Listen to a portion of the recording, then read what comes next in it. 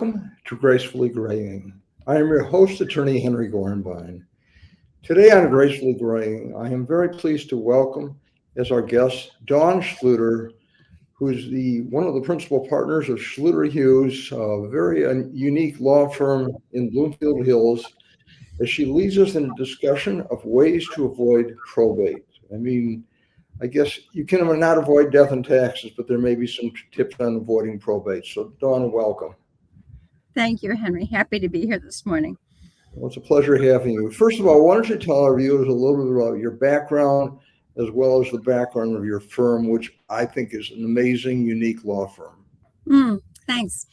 I've been a lawyer now for 36 years. It's hard to believe. And my practice has always focused on estate planning and post-death administration of estates and trusts. So helping families set up their estate plans in the right way to help them. One of the things we'll talk about, avoid probate, maybe minimize taxation, make things easy on their family, but also be there for families after a passing or after an incapacity. So I've always done both.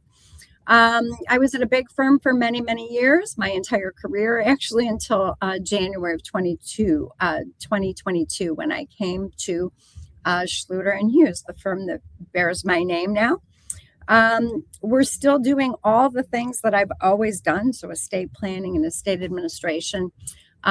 What makes us probably the most unique, at least at the moment, is that we have something called care coordination here. We have a care coordination department. We have a physician's assistant and 2 RNs that are part of our firm, and they help support our clients and their families and people like me who might act as a patient advocate for other individuals, support the needs that come along with aging, whether it's aging in place or aging in an assisted living facility or in a senior living arrangement, and really creating what I call a professional family around clients to help take care of a larger set of needs than I had traditionally taken care of at my old home, but which are super important to clients, important to avoid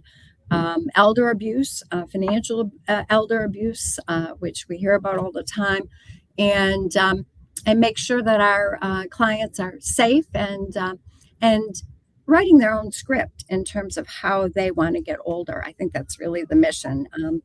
I believe that very firmly people should be able to write their own script, and I enjoy being a part of that process and helping support that mission for them. Dawn, let's start with the basics. First of all, tell our viewers a little bit about what probate consists of. Yeah, so if you've never been to probate court, it's a bit of a mystery. I do meet with a lot of clients that have in their mind, I think, the fact that if they've done a will, they're going to avoid probate. And that's not the case. The example I give all the time is if I have a bank account, I'm just going to pick a bank, it's at Comerica Bank, and that bank account's in my sole name. I can have a will naming my daughter as the sole beneficiary and as the personal representative, meaning the person in charge of my estate. But if she walks into the bank with that will and says, hey, I'm in charge, I'm the beneficiary, the bank's going to say to her, I'm sorry, but you've got to go to probate court and get letters of authority from the probate court. Once you have those, then you can come back and we'll be happy to tender those assets over to you. And probate's not the end of the world, certainly, but it's a lot more work for your family to go through. It involves probate documents, pleadings that have to be filed and submitted to the probate court. There's filing fees that come along with that. There's an inventory fee that gets paid to the probate court based on the assets, the value of the assets that pass through the probate estate. And there's certain hoops and hurdles that have to be accomplished along the way. The easier way is to try to structure your estate in a way that your family doesn't have to jump through those hoops and hurdles. but rather can present a death certificate and go about the business of administering your estate and or collecting the assets that you have without having to seek authority from the probate court. I usually tell clients that a probate proceeding would take typically a minimum of 6 months, but that can vary. It certainly could be more than that, and so one of the biggest gifts of estate planning is just making things easier on your family. And so we'll talk about that today. Avoiding probate is one of the things that you can certainly do to make life easier for those that come after you. And if I just have to go to the bank now as a daughter and say, look, my mom's passed away, here's her death certificate, I need to collect those assets, it makes everything easier. And it makes paying immediate bills like funeral bills, taxes, illness expenses, obviously much, much easier. So, Dawn, the goal of avoiding probate is to really simplify, to avoid having to go to court, and to make an easy transition of your assets from yourself to the next generation or whoever your heirs are. So tell us, Dawn, about some built-in exit ramps for our assets. Yeah, that's a great question to start with. So people think of joint ownership all the time. If I have a joint owner on my house or on my bank account, as long as it's joint with right of survivorship, then my surviving owner becomes the sole owner. So joint ownership is a very simple way to avoid probate. Like everything, we have to think about the pros and the cons. I usually discourage my clients from using joint ownership with their children. Either joint tenant on a bank account can walk into the bank and remove some or all of the funds. That's one of the risks. And, while we want to trust our children and think they're always going to do the right thing, sometimes there's external influences. There's things that come up that might make that an awkward situation. It also exposes your assets to, let's say I've added my daughter to my bank account and she's in a terrible car accident and is underinsured. Have I just exposed my assets to her possible potential creditors? And the answer is, yeah, her name's on my account. And so you really want, I think, in many instances, to think about how to make things simple without making things worse, right? We don't want to have any disadvantageous outcomes because we were trying to make something simple. So a solution for that kind of a bank account might be to use a pay on death beneficiary designation. They're really quite common now. Sometimes they're called POD, pay on death beneficiary designations, or TOD, transfer on death beneficiary designations. So that's a simple way to say, okay, I want to avoid probate, but I'm not ready to just put your name on my accounts now as a joint owner because they're really my assets. So that's a possible use of a probate avoidance mechanism. That would involve going into the bank and filling out some paperwork that creates that pay on death or transfer on death beneficiary designation. You can do the same thing at a brokerage house. And now for real estate, most states, although not all states, allow something called a ladybird deed, which has the same concept behind it. It's like, I like to call it a beneficiary designation for your real estate. You're not giving up anything when you create these types of beneficiary designations because you're still the sole owner. You still have sole control over the sale or the timing of the sale on a real estate parcel if you use a ladybird deed. So it's really quite friendly. Again, not every state allows ladybird deeds, but Michigan is a state that does, and many other states do as well. Retirement accounts, life insurance, we're all familiar that those have beneficiary designations that you can apply.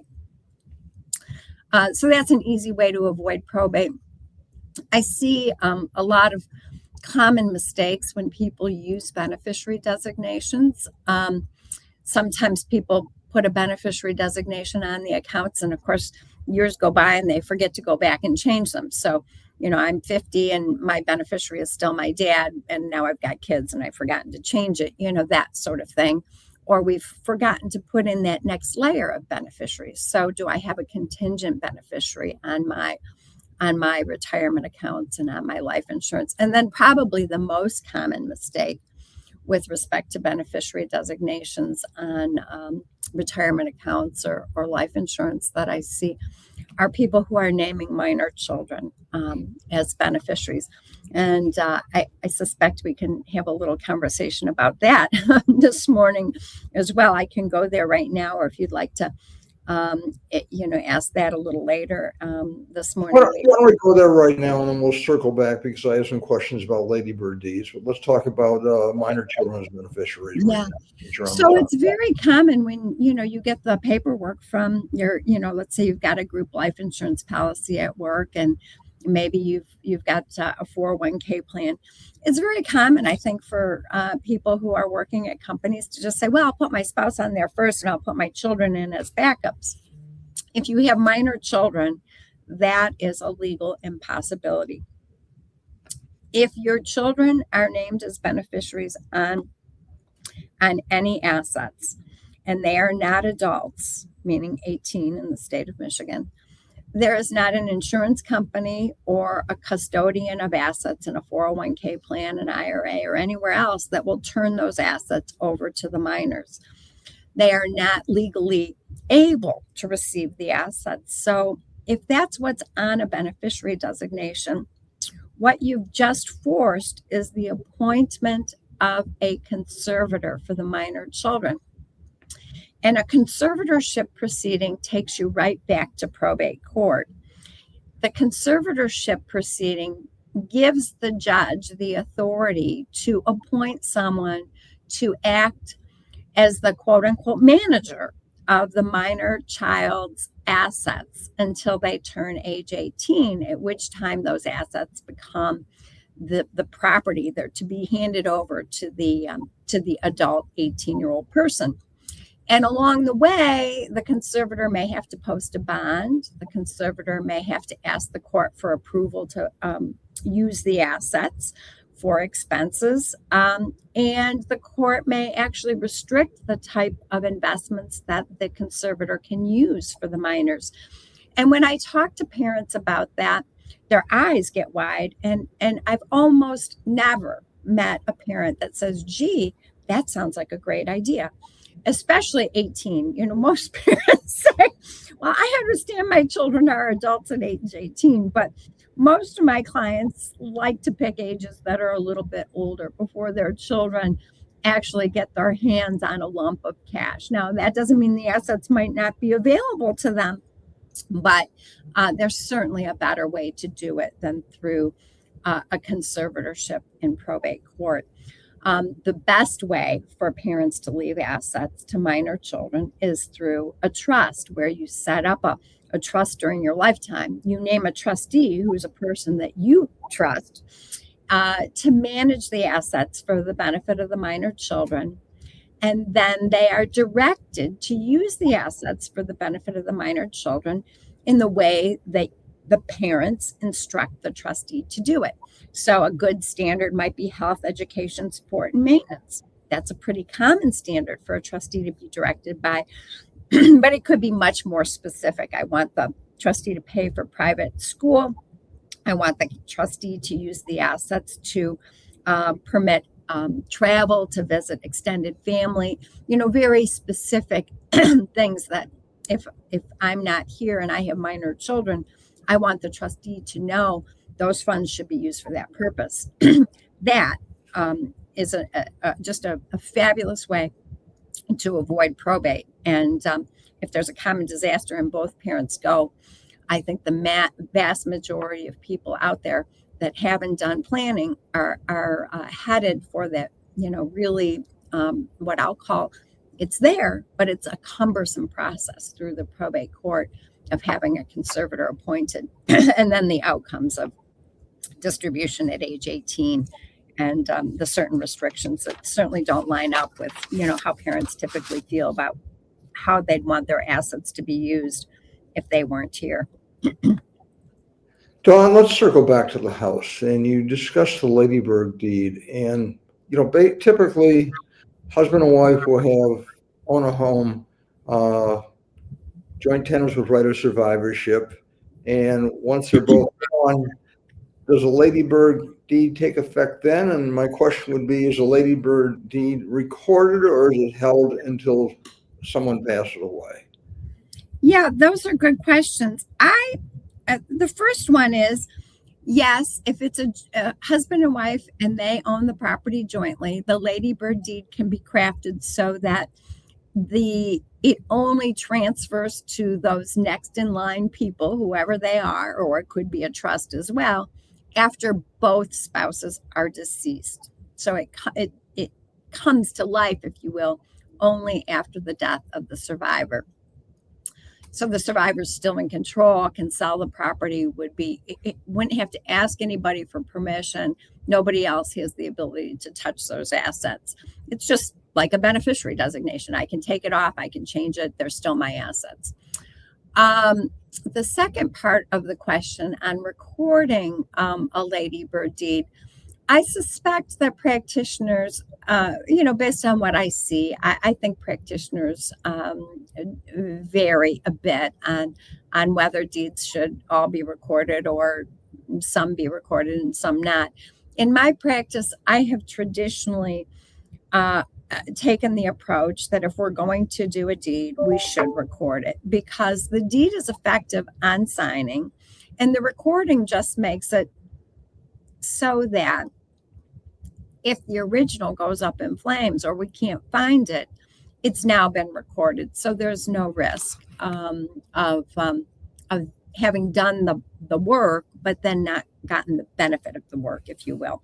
So I typically would record those ladybird deeds. I think there's other practitioners that might weigh a little differently on that, but that's always been my approach, unless there's something, really short term that would impact that. A good example would be husband and wife, have their house in Troy and it's listed for sale. They think they're going to sell it in the next few months.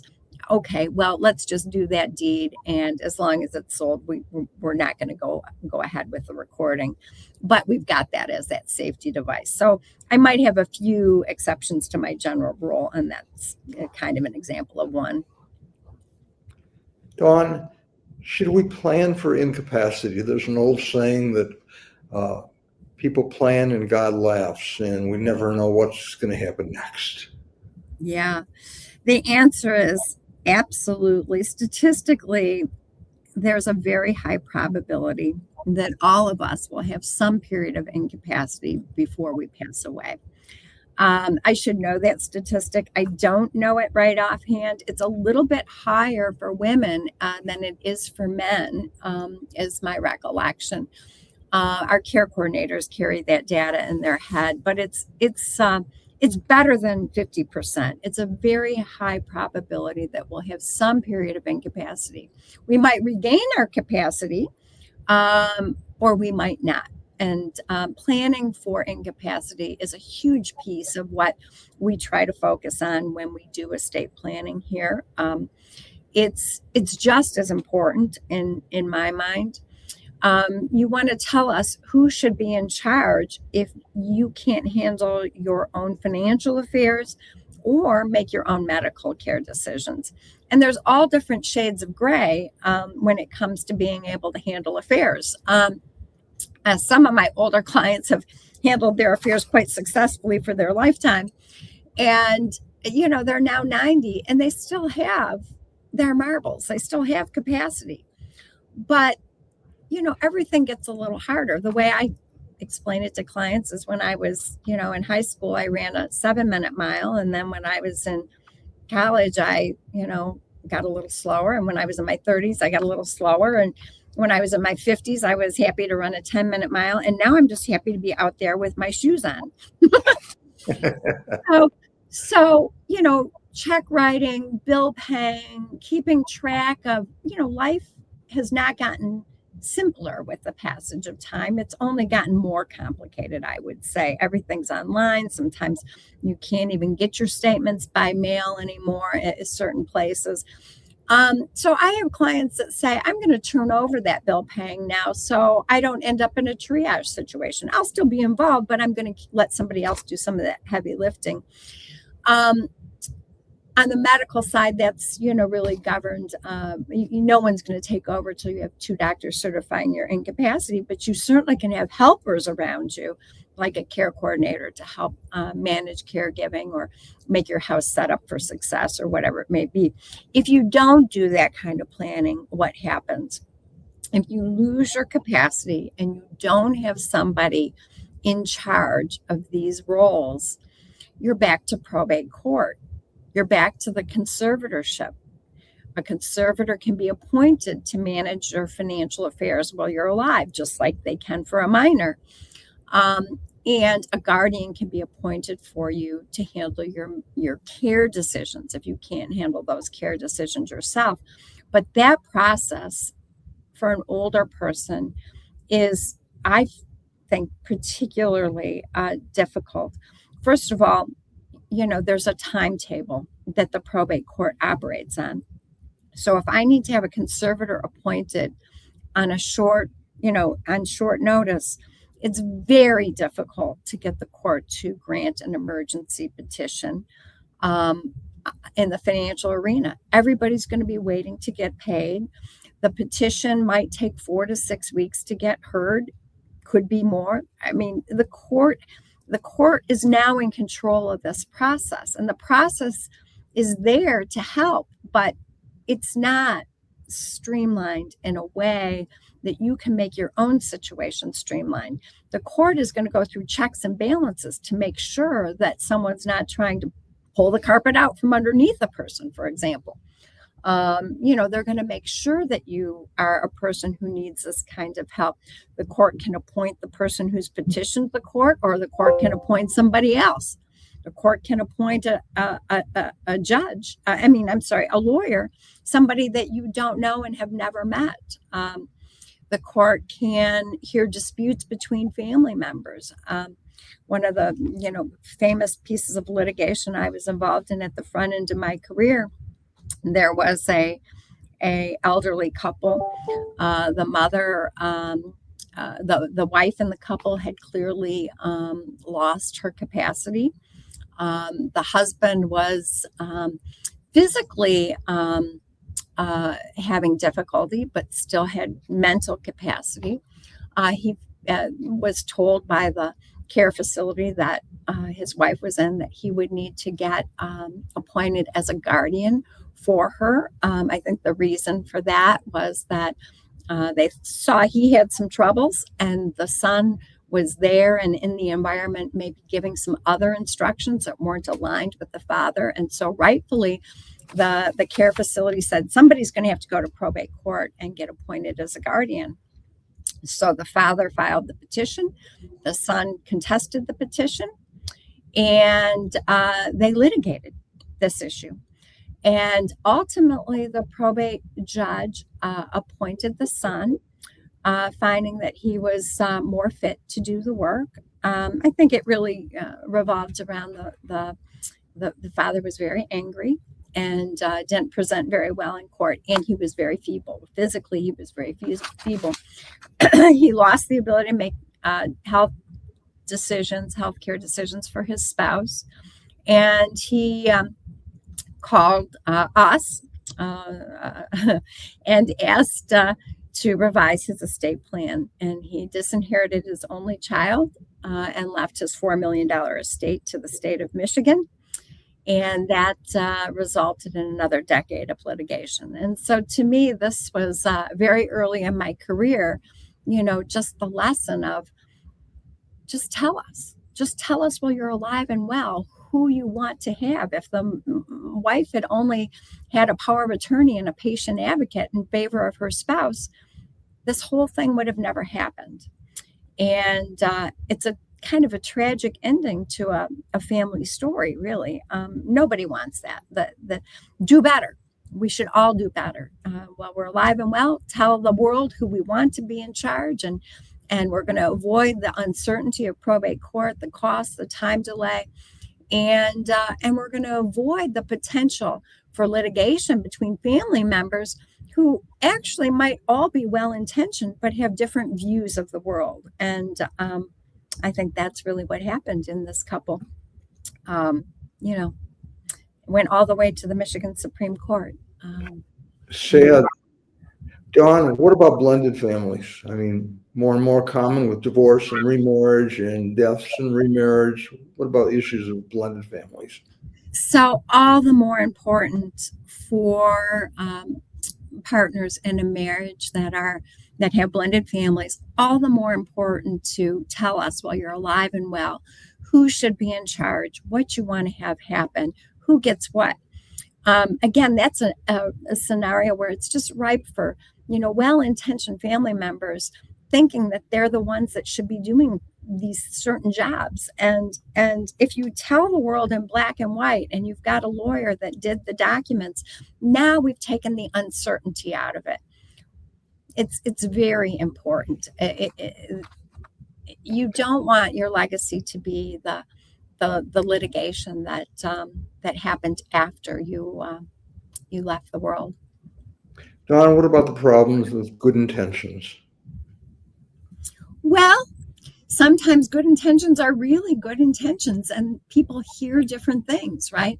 I thought Mom wanted life support. No, she didn't. And this is the poor case of Terry Schiavo. Those of us that are old enough to remember her down in Florida, the family, the parents thought one thing and her spouse thought something else about life support, and they ended up litigating over whether life support should be removed or not, and whether we, no matter how we feel about that issue personally, every one of us agrees we would not have wanted to be Terry Schiavo. There were cameras in the courtroom. It was on the news. There were cameras in her hospital showing her on life support. It's just, we can take that out of the equation and avoid the possibility of our family having heard different things at different times, or creating their own stories about what we wanted. Death is a very emotional piece for everyone, and for the family that's left behind. And the gift of estate planning is trying to make things easier on the people that are nearest and dearest to you. Well stated. Before we sign off, do you have any final thoughts for our viewers?